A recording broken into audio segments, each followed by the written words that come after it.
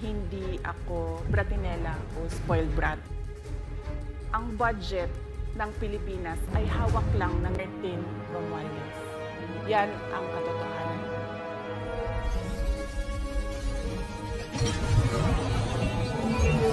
Lahat ng Pilipino ngayon ay nangangailangan ng tulong, nanghihingi ng kahit naman na tulong para sa kahirapan ng buhay na hinaharap ngayon.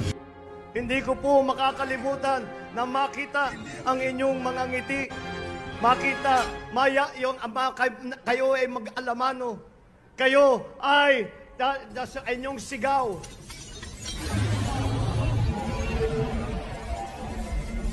Para sa bawat Pilipino, alam ko na buo ang galit ninyo sa akin ngayon. Nauunawaan ko rin kung bakit, lalo na at malaki ang halagang nakataya.